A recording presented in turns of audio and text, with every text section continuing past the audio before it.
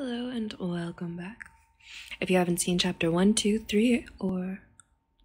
Yep, that's it. If you haven't seen any of those, then I highly recommend that you go. Don't you dare. I highly recommend you go check those out first. If you're all up to date, then it's time to get comfy and cozy like us.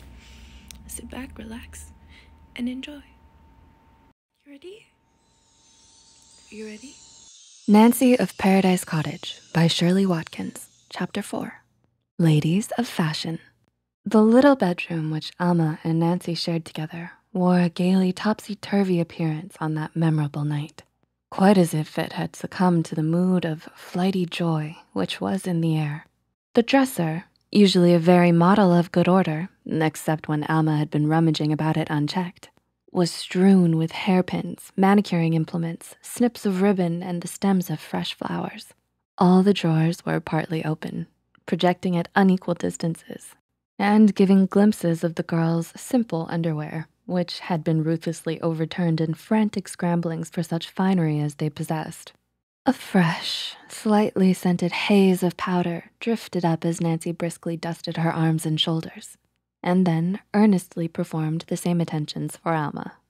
Mrs. Prescott sat at the edge of the bed, alive with interest in the primping and taking as keen a delight in her daughter's ball going as she had done in her own preparations for conquest 20 years before.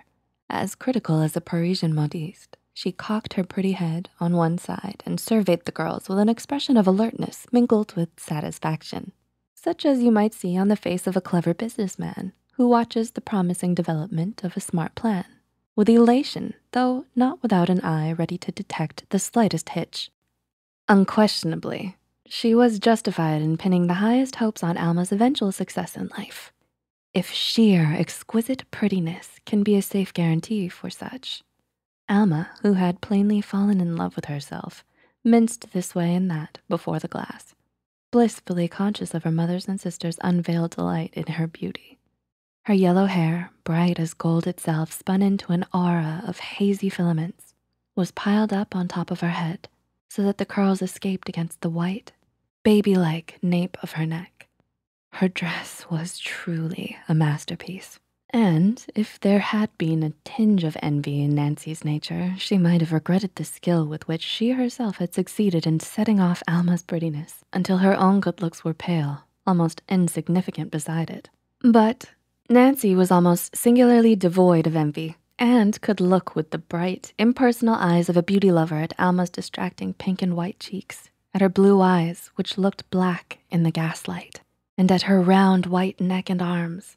The dress left arms and shoulders bare except for the impudent, short-puffed sleeves which dropped low on the shoulder like those of an early Victorian beauty.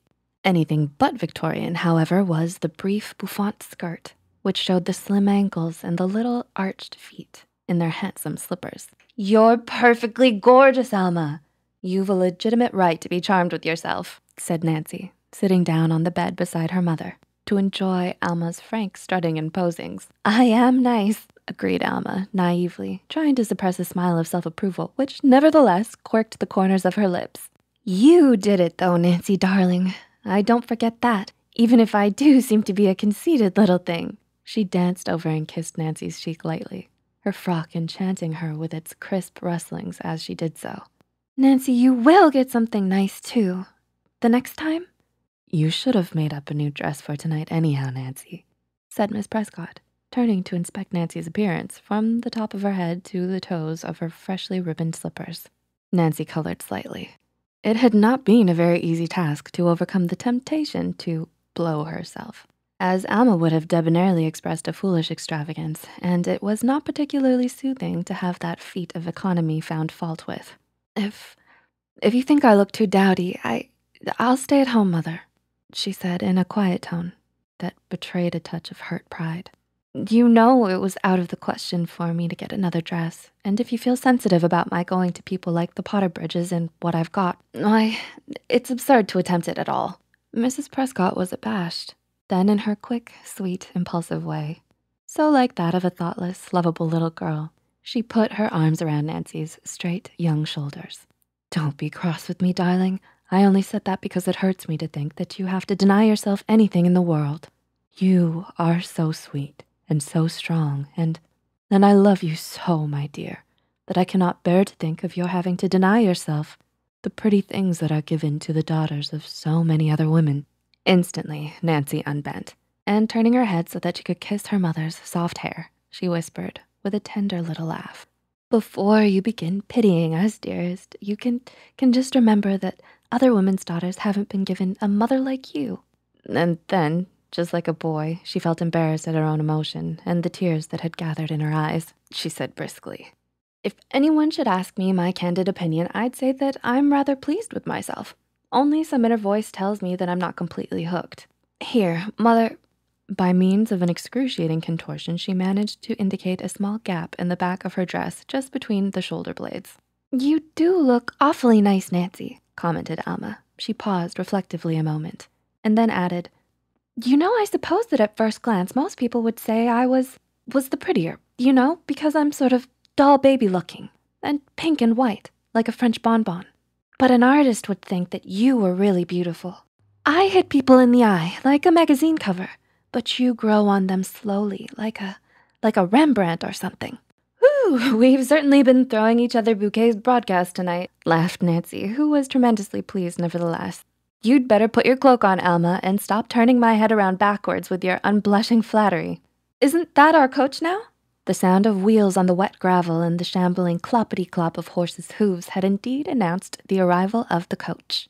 "Darn it, that idiotic Peterson has sent us the most decrepit old nag in his stable," remarked Alma, looking out of the window as she slid her bare arms into the satin-lined sleeves of her wrap. "I think he calls her Dorothea, which means gift of God. She looks like an X-ray picture of a baby dinosaur. I hope to heaven she won't fall to pieces before we get within walking distance of the Potter Bridges," said Nancy. "I think that so-called carriage she has attached to her must be the original chariot Pharaoh used when he drove after the Israelites." In a gay mood, the two sisters climbed into the ancient coupe, which smelt strongly of damp hay, and jounced away behind the erratic Dorothea, who started off at a mad gallop and then settled abruptly into her characteristic amble. A light, gentle, steady rain pattered against the windows, which chattered like the teeth of an old beggar on a wintry day. The two girls, deliciously nervous, would burst into irrepressible giggles each time when, as they passed a street lamp, the ridiculously elongated shadow of Dorothea and the chariot scurried noiselessly ahead of them and was swallowed up in a stretch of darkness. "My dear, I'm scared pink," breathed Alma, pinching Nancy's arm in a nervous spasm. "My tummy feels just as if I were going down in an awfully quick elevator." "I don't see what you are scared about," replied Nancy. "I almost wish this regal conveyance of ours would break down. It feels like one of the wheels were coming off. I guess they are all coming off, but it's been like that since the Dark Ages already, and I dare say it will last another century or so." "Look, there's Uncle Thomas's house now.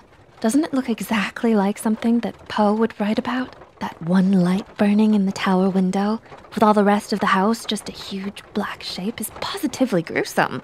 The two girls peered through the dirty little mica oval behind them at the strange old mansion. The bizarre turrets, which were silhouetted against the sky, where the edges of the dark clouds had parted, and the horizon shone with a paler, sickly light. "It is eerie looking. I suppose old Uncle T is up in that room poring away over his books. And the last thing he'd be thinking of is his two charming nieces bouncing off to an evening of giddy pleasure in this antique mail cart, or whatever it is." "Oh, my dear," Alma squeaked faintly. "We're getting there. Oh, look at all the automobiles. We can't go in this dreadful-looking thing." "All right, you can get out and walk. I say, do your hands feel like damp putty?" "Do they? I feel as if I were getting the measles. Oh, here we are, Nancy."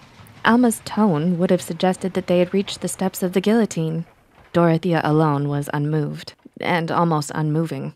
With her poor old head dangling between her knees, she crawled slowly along the broad, well-lighted driveway of a very new and very imposing house, beset fore and aft by a train of honking and rumbling motors. Nancy burst into a little breathy quaver of hysterical laughter. "We must try to be more like Dorothea," she giggled. "Her beautiful composure is due either to an aristocratic pedigree or to her knowledge that she is going to die soon." And all this is the vanity of a world which passes.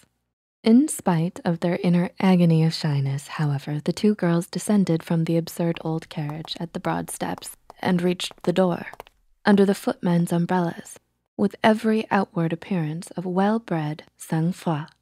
I'm so glad you could come, Nancy. Alma, how lovely do you look?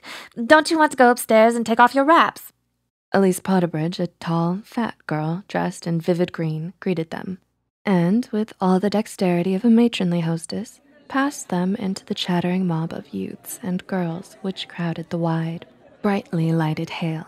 Alma clutched Nancy's arm frantically as they squeezed their way through the stairs. Did you see a living soul that you knew besides Elise? Whispered Alma as they slipped off their wraps into the hands of the little maid. Oh, it would be too awful to be a wallflower after I've gone and gotten these lovely slippers and everything.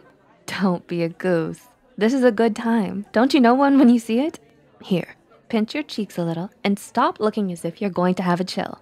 You're the prettiest girl here, and that ought to give you some courage. While Nancy poked her dress and tucked in a stray wisp of hair, Alma stood eyeing the modish, self-assured young ladies who primped and chattered before the long mirrors around them, with the round, solemn gaze of a hostile baby. How could they be so cool, so absolutely self-contained? Come on, you look all right, said Nancy aloud, and Alma marveled at the skill with which her sister imitated that very coolness and indifference. If she had known it, Nancy was inwardly quaking with the nervous dread that attacks every young girl at her first big party, like a violent stage fright. They made their way slowly down the broad stairs, passing still more pretty, chattering, debonair girls, who were calling, laughing, friendly greeting to the young men below. From one of the other rooms, a small orchestra throbbed beneath the hum of voices. The scent of half a dozen French perfumes mingled and rose on the hot air, and the brilliant colors of girls' dresses stirred and wove in and out like changing bits of glass in a kaleidoscope. I say, good evening, Miss Prescott. I got to you first, so I've a right to the first dance. It was Frank Barrows, the hero of Alma's potato adventure, who claimed Alma before her little silver foot had reached the last step. A lean young man with sleek blonde hair, a weak chin, and the free and easy, all-conquering manner of a youth who has been spoiled by girls ever since he put on long trousers and learned to run his own car. He looked at Alma with a look of startled admiration, which to a younger girl is a sweeter flattery than any that words can frame. She looked up at Nancy with a glance of joyous, innocent triumph, and then, putting her plump little hand on her partner's arm, and instantly meeting his gallantry with the pretty, utterly unconscious coquetry of a born flirt, she moved off.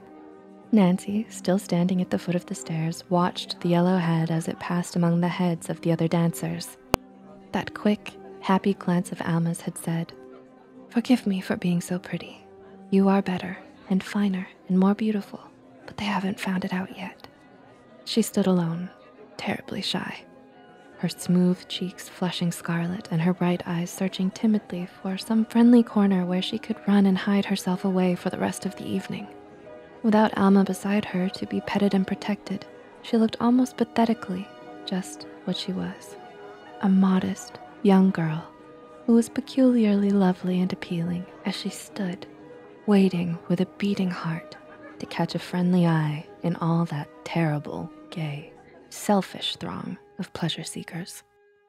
That's the end of chapter 4. Stay tuned for chapter 5. It's called A Reticent Gentleman and Miss Bancroft.